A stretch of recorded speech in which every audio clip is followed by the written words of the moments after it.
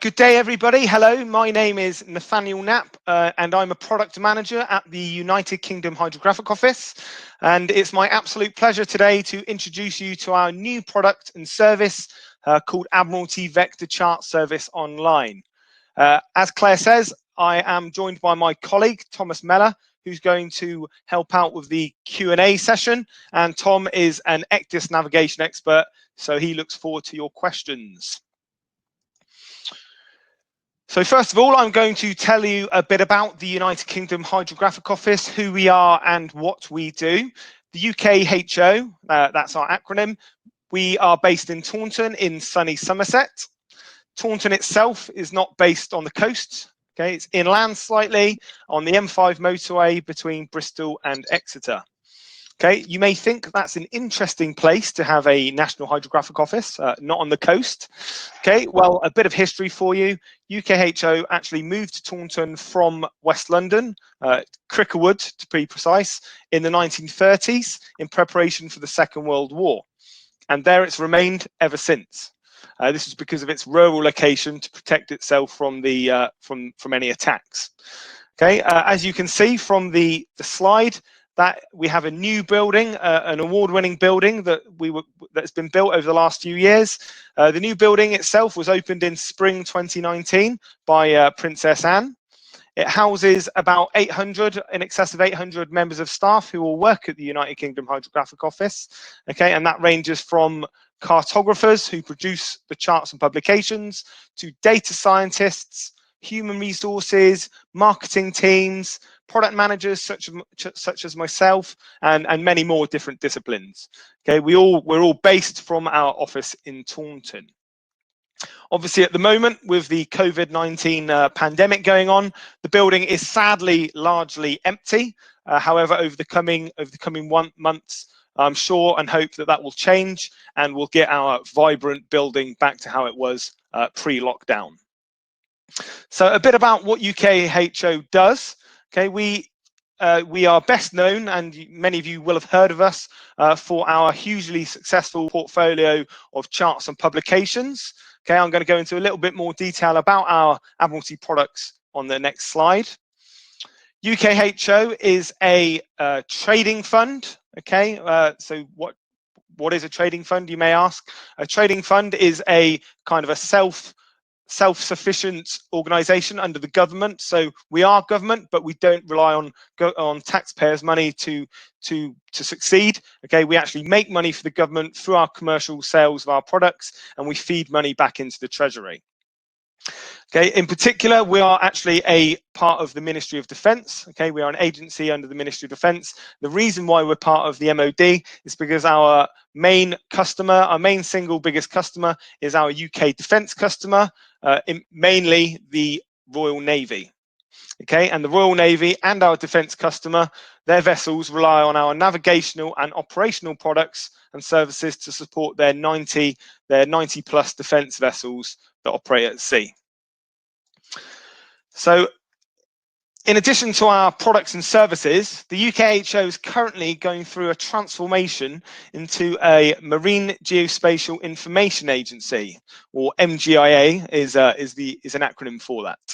Okay, and what this means is we're looking to provide data sets that are wider than our traditional navigational market.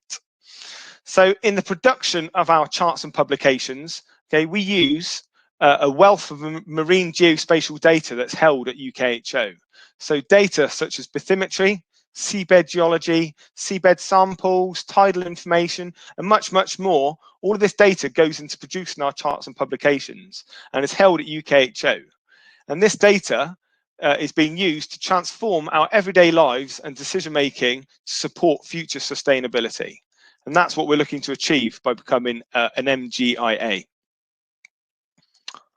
So a bit about our products and services, what we're best known for, and I'm sure many of you will have heard of or used our products.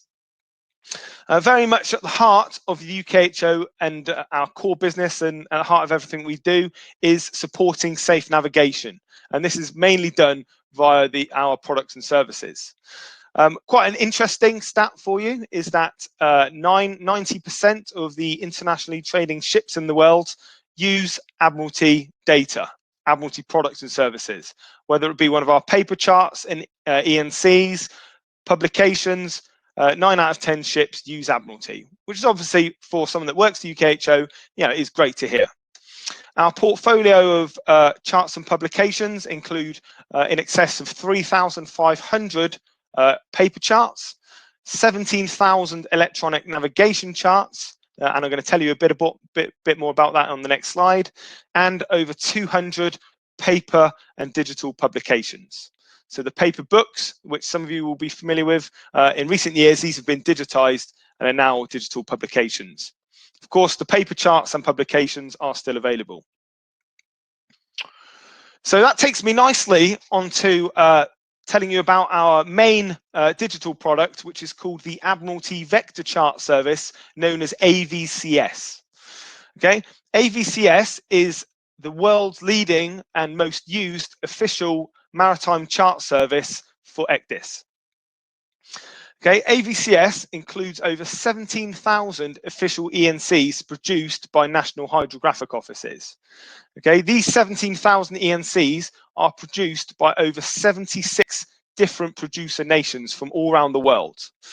Okay, so what AVCS does is it brings together ENCs produced by all these countries, okay, and these are known as official ENCs. So under the WEND rules, okay, by the International Maritime Organization, every single country should produce their own ENCs.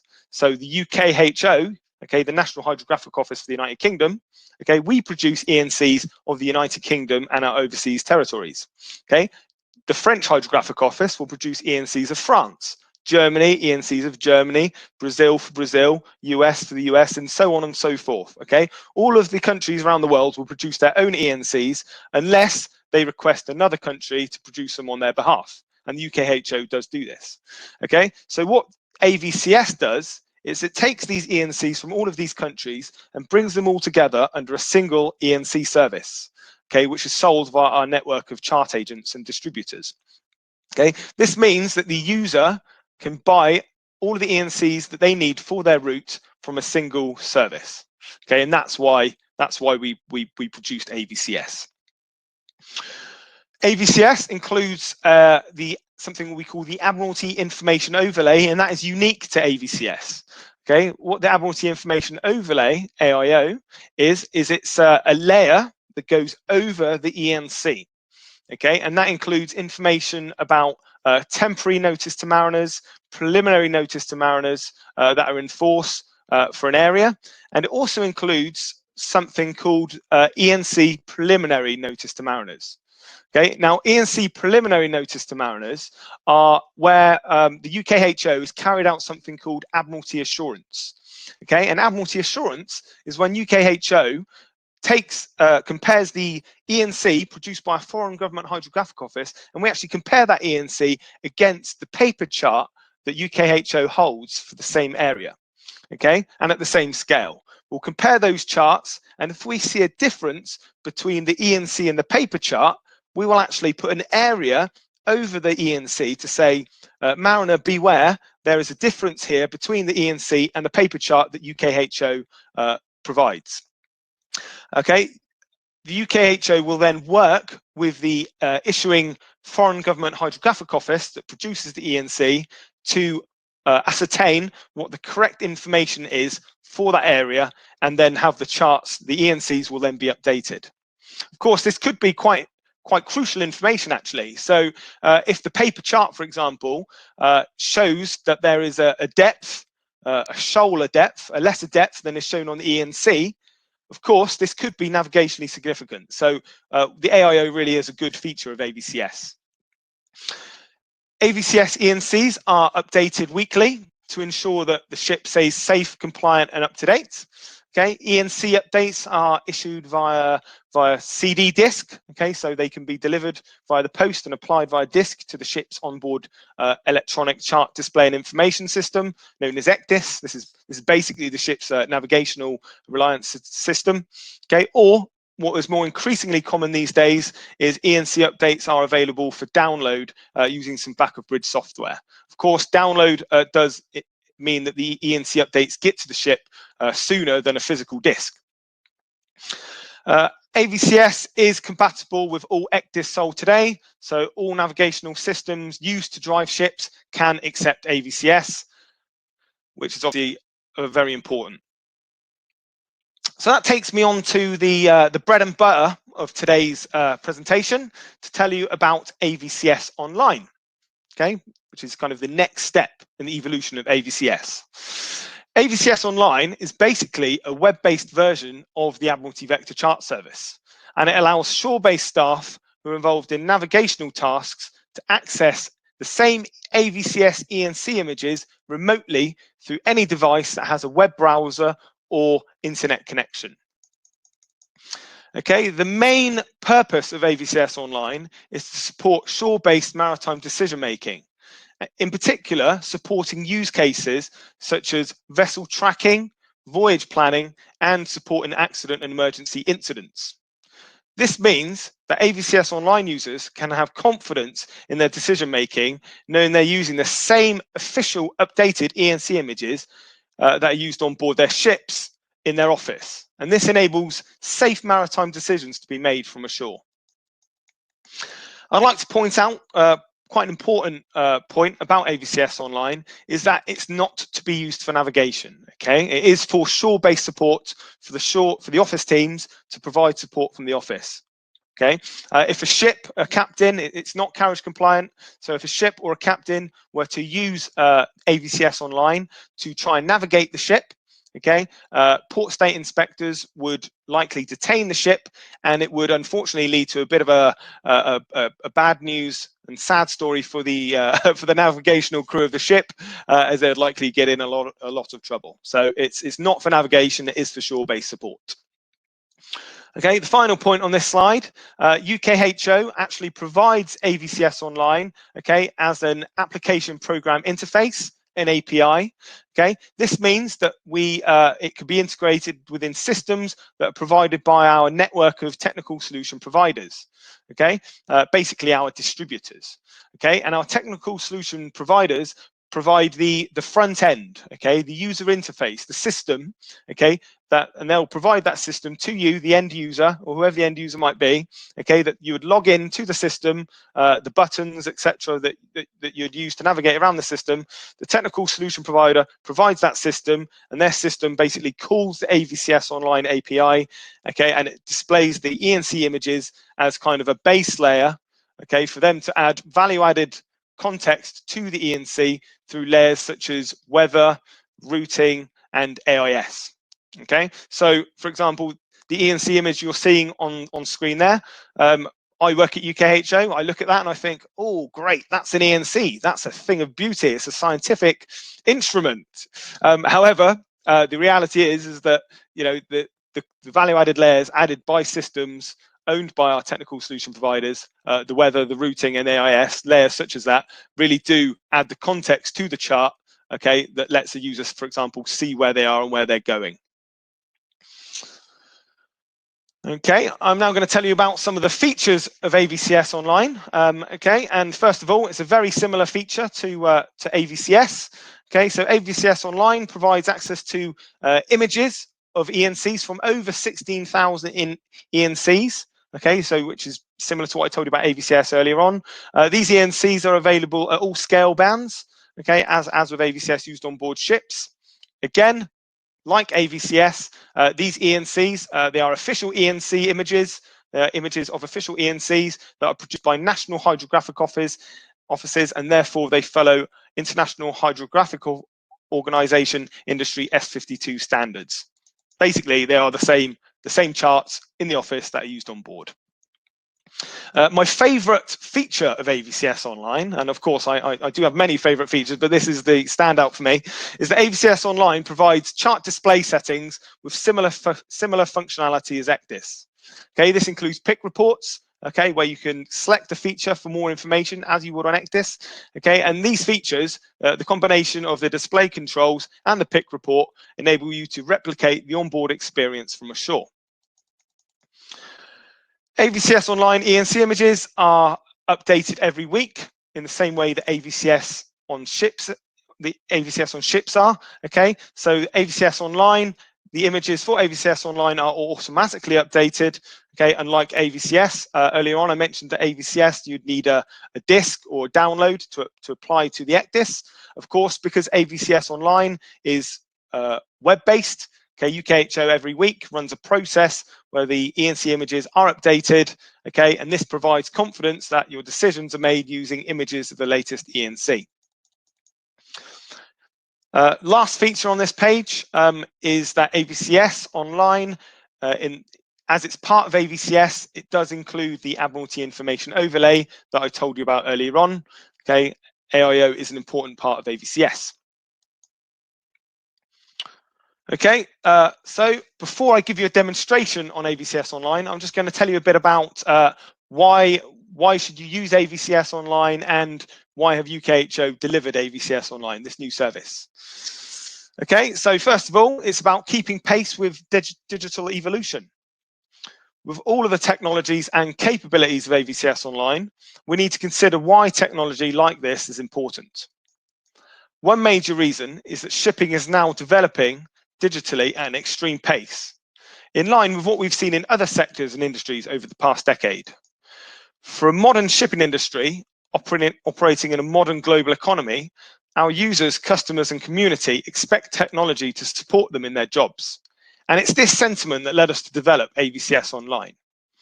We've already seen firsthand the benefits of digital technologies in ECDIS, transforming how we navigate.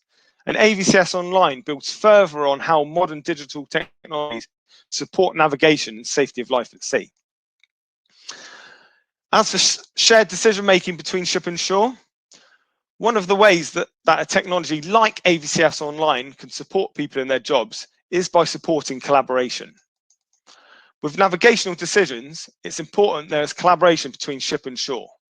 To help with this decision-making, it's useful to know that both parties have access to the same depth of information.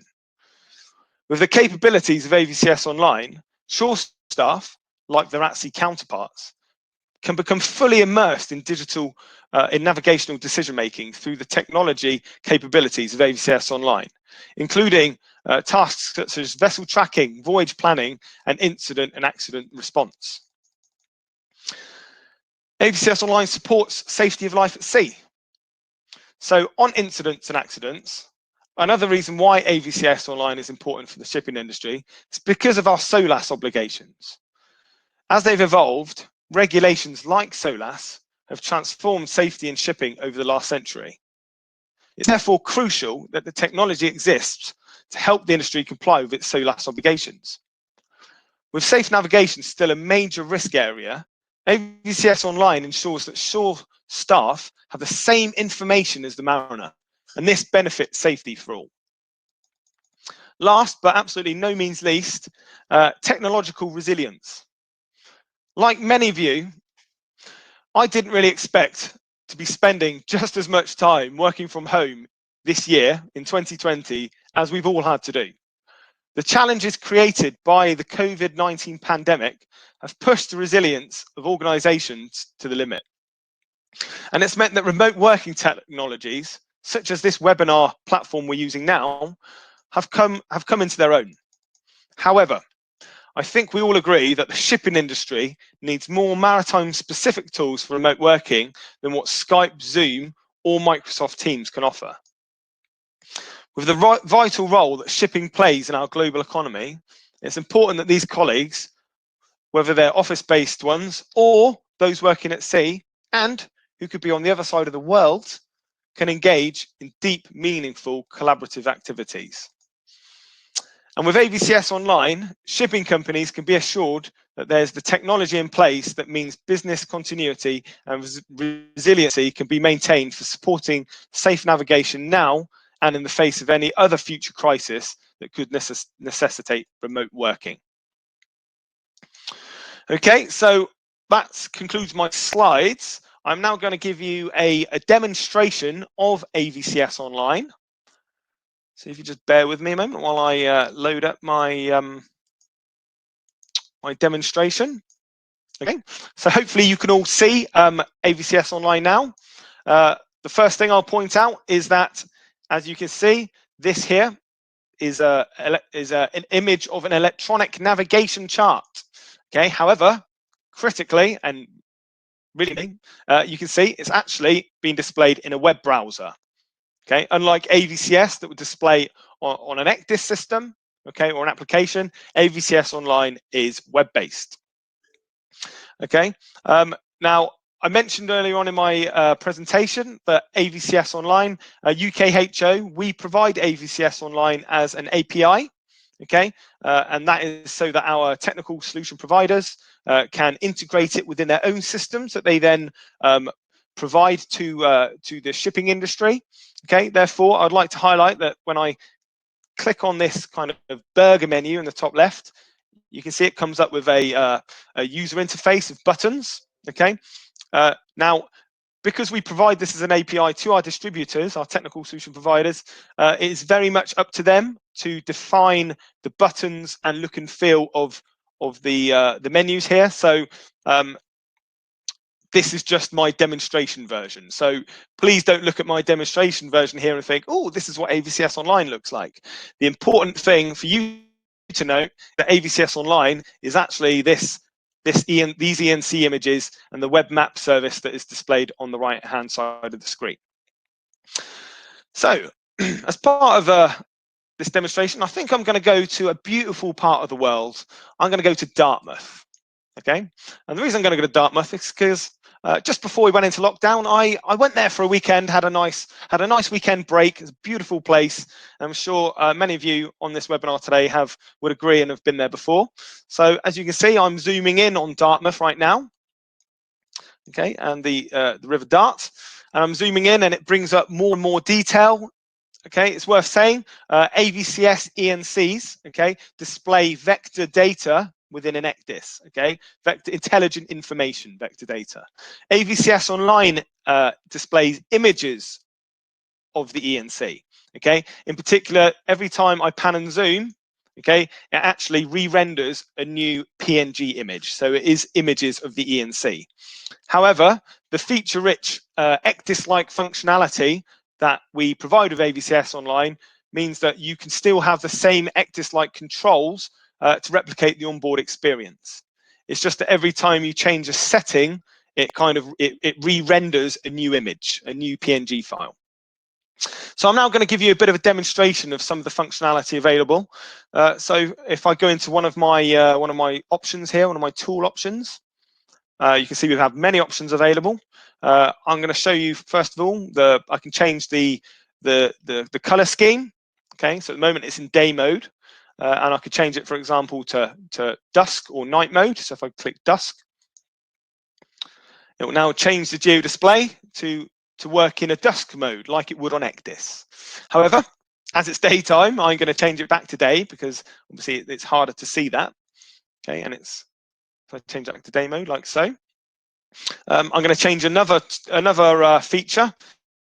We've got point symbolization type. You'll see all of these symbols here. Okay, and buoys. Okay, use simplified S52 typology. Okay, which is more common on an ECDIS. However, if the captain or the navigator are more familiar with paper chart symbols, okay, they might wish to have paper chart symbols shown on the ENC. So for example, I can click paper charts, and if you look at these symbols now,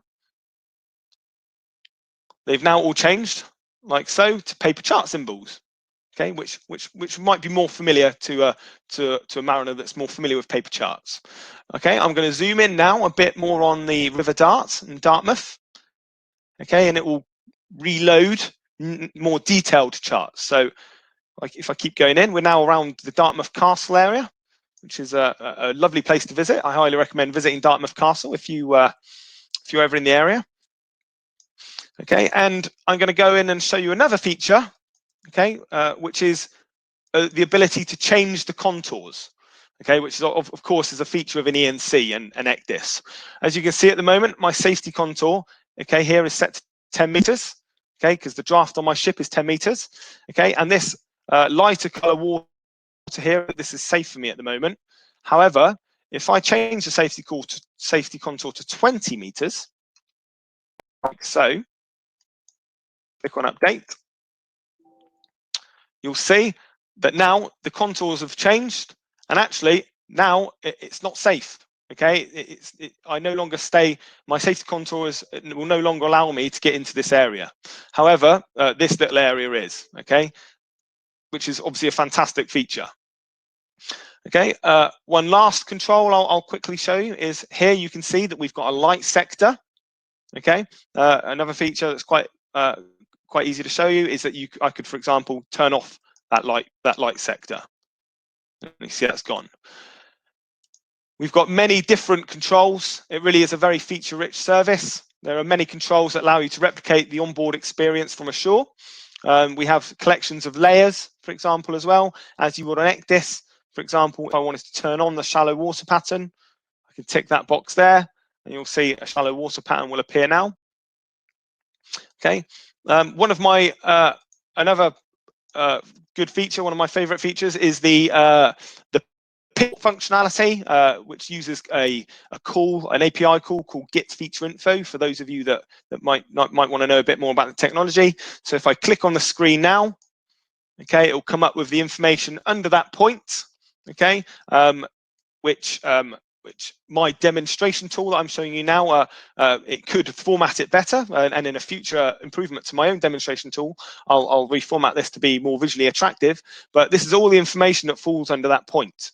Okay, as you would have on ECDIS. Okay, and as you can see here, we've got information from a nautical publication.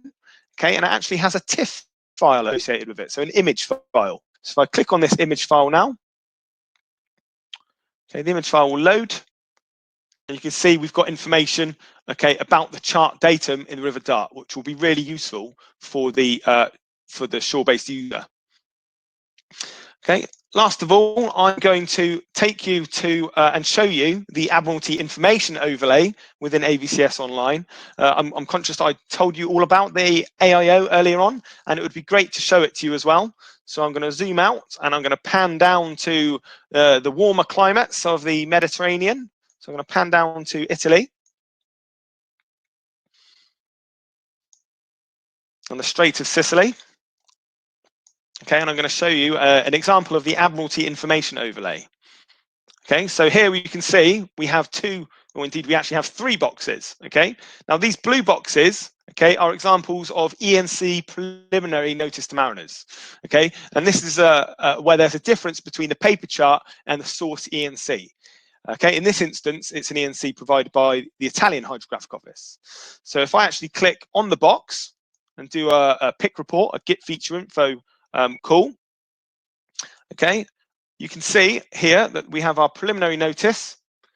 Okay, and information about that preliminary notice says that our GB chart, so our paper chart, our Admiralty paper chart 4301 of this area, shows that there's a depth of 30 meters, which is not shown on the Italian ENC of the same area. Okay, and it also gives the source of where the British Admiralty paper chart got that information from. Okay, there's also an image file attached.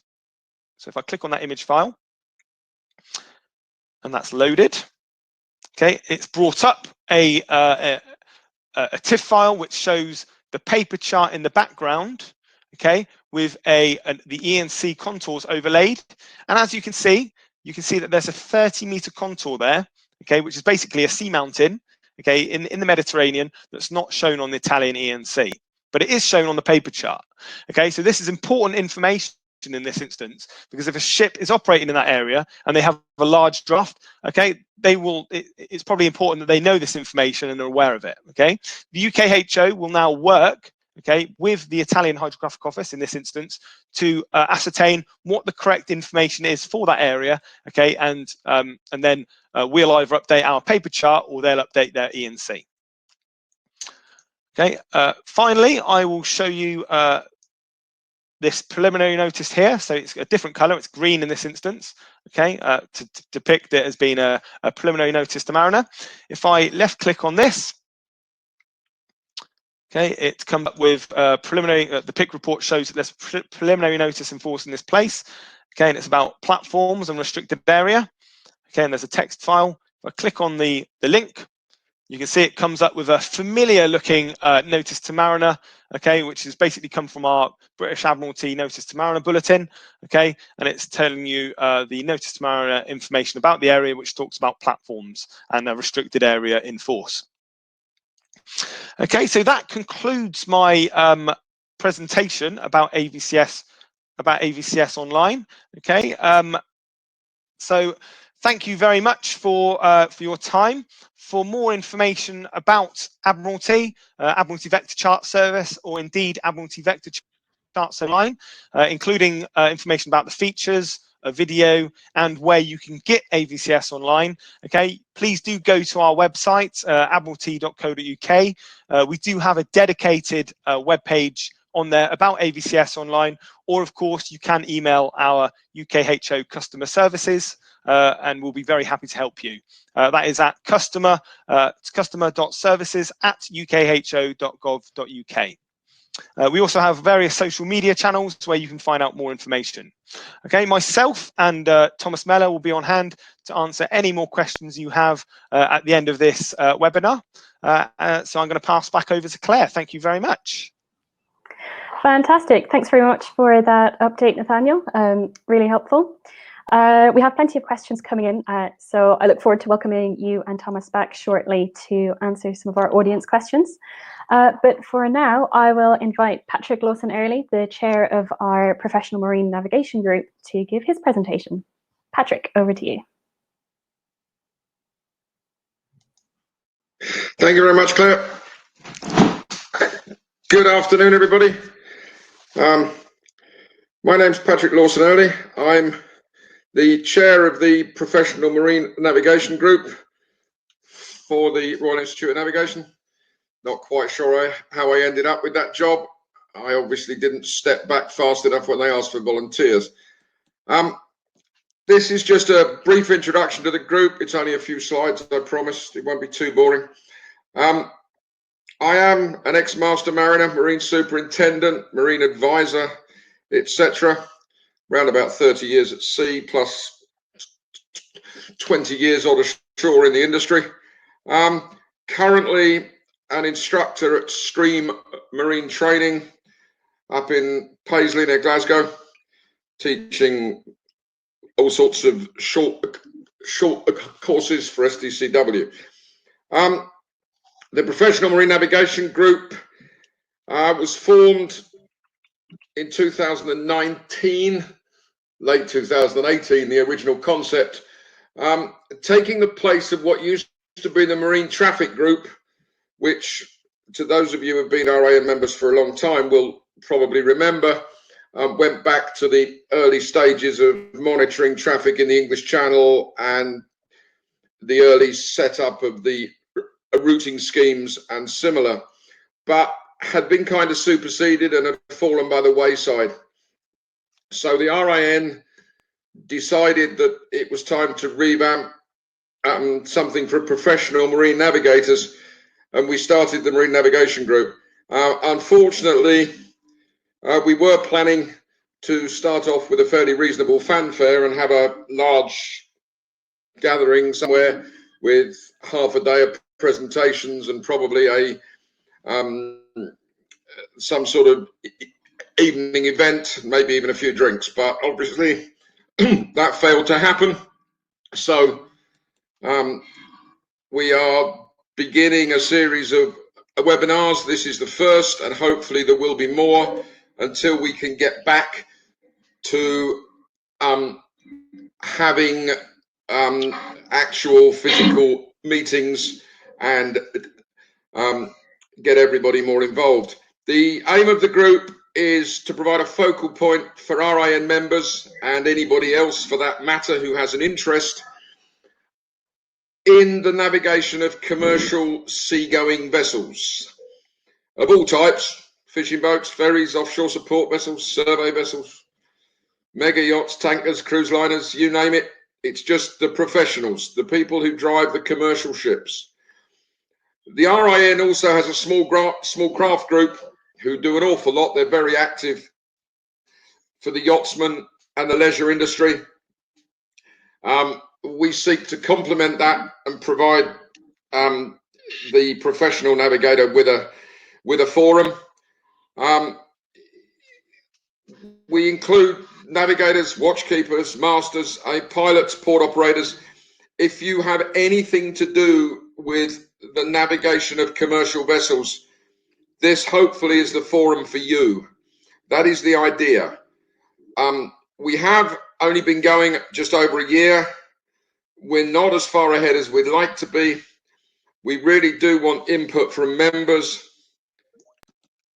but the aim is to get things going and get a real forum for navigation. I know there are other organizations, Nautical Institute, the Honourable Company, the Harbour Masters Association, Pilots Association, and also IMRS to an extent. But whilst they cover all the nautical interests, including safety at sea and everything else, the aim of the Professional Marine Navigation Group is to concentrate on aspects related to navigation and to try to complement all those other industry organizations. We're part of the same group. In fact, like most of you, I'm a member of both the Nautical Institute and the Honourable Company, as well as the Royal Institute of Navigation. So it's not meant to be exclusive. We're all meant to be a partnership. We're aiming to share best practices, to create a forum where we can exchange knowledge and also get feedback from academics, industry experts, much like this webinar, where we can get information from those who provide navigation services such as UKHO and give us, the members, an insight into how things are going, where things are going, how navigating ahead and progressing, in the hope that we can then have some input from the professional navigator back to the providers to try and get at least partially what we want from the systems, rather than having them foisted on us. So there is the information on all these slides is also on the RIN website under the Professional Marine Navigation Group. So basically, I just paraphrased this to put it on here. The intention is to have further meetings, and hopefully, when we can, as I said, face-to-face meetings, lectures, conferences, networking opportunities, maybe even regionally. It just depends how we get on, how quickly we can move. Obviously, under the current social distancing services, we're somewhat restricted, but we hope we can move this ahead over the next months and years in order to make this a viable and active and very useful group for the members. The Royal Institute of Navigation is an established repository of academic and technical knowledge. There are some really good people there and some really good technical expertise, which hopefully we can use to assist us and generate real input into the future of professional marine navigation and safety at sea. As I said, there is the small craft group within the RIN, which is currently very active amongst the leisure sailing and motorboat sector. They have several regional groups and several meetings every year, and quite a wide membership base. I'm a member of the small craft group as well as being chair of the PMNG, and our intention is to maintain a close relationship with them, because there are many areas of mutual interest, electronic navigation and electronic charts, as we've just seen, being but one of those. We all use the same charts.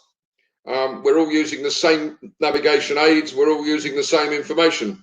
Maybe not for the same reasons, but we're all using the same thing, and we're all using the same ocean and the same English Channel and the same harbours and ports. So understanding each other's needs and each other's problems will make life much easier for all of us. We also have links with the Royal Institute of Navigation Technical Committee, which as the chair I am a member of, and that technical committee has links with the general lighthouse authorities. That's Trinity House, Northern Lights in Scotland, and the Irish Lights, who have the responsibility for both virtual and real navigation aids around the UK coasts. And also we have links with IALA, who obviously have oversight of such things worldwide. And the technical committee feeds into the UK Safety of Navigation, UK SON, which is administered by the MCA and is a major government a committee which looks into the provision of navigation services around the UK and UK coasts, both GNSS and physical nav aids and other things. So they cover satellite navigation, radio navigation, all the various aspects of safe navigation around UK waters. So, as I said, the PMNG was first raised in late 2018. We formally formed the group in early 2019 once it was approved by the RIN. And since then, we've been moving ahead with various items. We have a presence on the RIN website. We have sourced out, viewed and selected suitable potential rooms for PMNG meetings once we actually can have them. We have a sponsor lined up for our first meeting. Once again, when we can have it, which, looking at things as it is, will probably be early next year, but we will get on with it.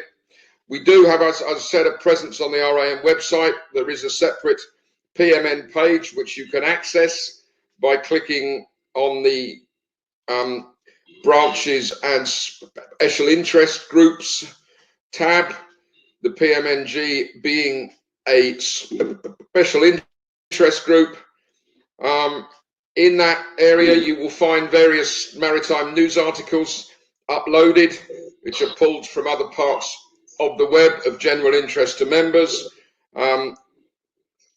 We have also written an article for the Navigation News and will hopefully write further articles in the future, particularly if I can find some other authors who are willing to contribute. I'd rather not write them all myself. I have visited the UKHO along with John Pottle, the RIN, the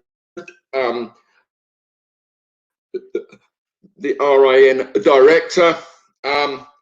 We were involved in a consultation on navigation, changes to the UK regulations, the MCA, UK SON, and we put forward via the technical committee a question to MCA regarding AIS systems and the use of AIS markers on. This is not a huge issue in European waters, but for those still at sea, I'm sure they will have come across such problems in Southeast Asia and other areas where the use of these AIS markers, which are totally unregulated and transmit on standard AIS frequencies, completely floods your AIS with targets and therefore also your radar overlay, and it is just a right nuisance. There are moves to outlaw unlicensed AIS markers in Europe, but unfortunately, obviously, the MCA themselves, whilst they're aware of the problem, have no jurisdiction over what happens in Southeast Asia. However, the issue has been raised to IMO and also to the ITU, the International Telecommunications Union. Obviously, these things take time, and United Nations organizations move slowly, but it has been raised and is being addressed. And as to the future, there are autonomous vessels.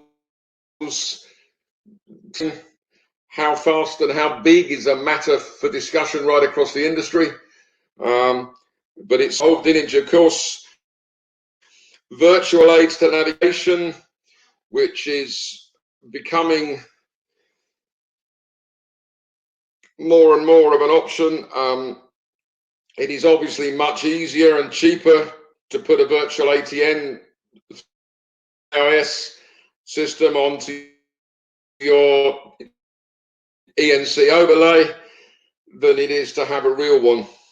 However, not everybody has access to virtual aids to navigation, non-AIS equipped vessels for a start, and also if you don't have a physical aid to navigation, there are pros and cons to this, and it's something that using physical aids in all situations, but certainly for marking some channels for very, very useful, and definitely have a place in future navigation, along with the need to come up with alternatives to global navigation satellite systems, GNSS. Those are great. We've all become somewhat reliant on GPS and its alternatives, other satellite systems, but they're not prone to error, but errors are possible and shutdowns are possible. The loss of satellite timing and satellite positioning information is perfectly possible, and many organizations are looking at alternative means of securing a vessel position and equally fixing the position of road vehicles and all sorts of other things, in order to provide some secondary means rather than, and yes, you can have two satellite systems, guarantee that there's no interference and nothing is going wrong. At the moment, things are pretty quiet because most of the committees that the RIN has input into are not really very active due to the pandemic. There have been a few Zoom type meetings, but there's really not much happening. However, they'll come back.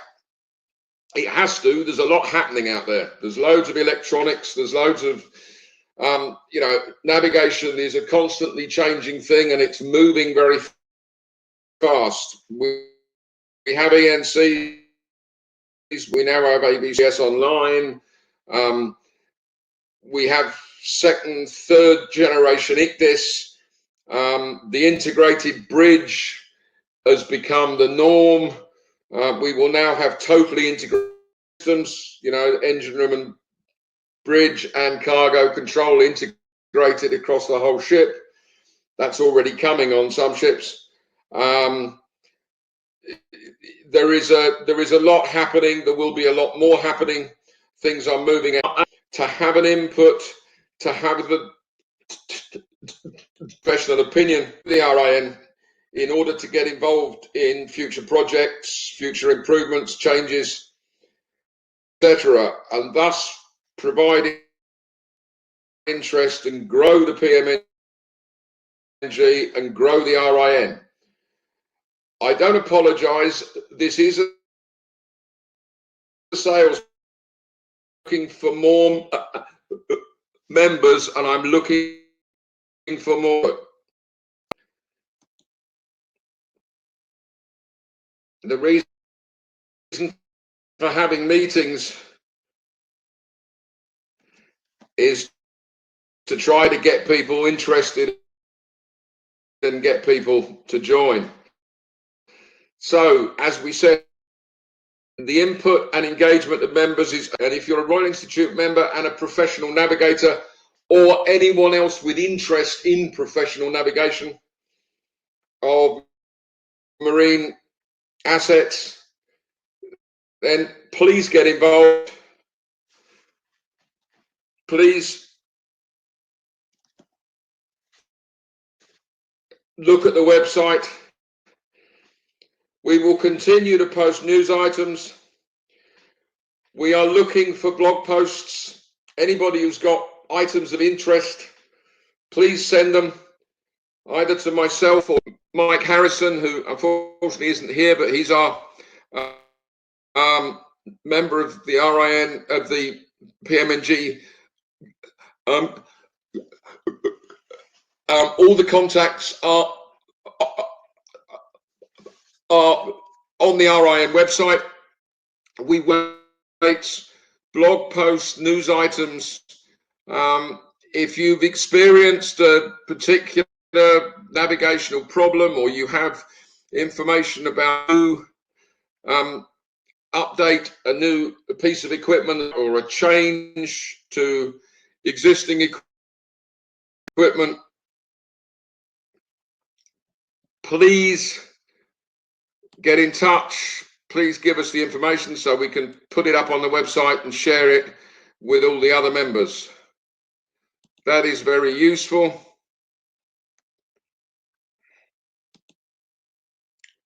If any of you want to assist in growing the PMNG and providing speakers at meetings or anything else, it would be gratefully received.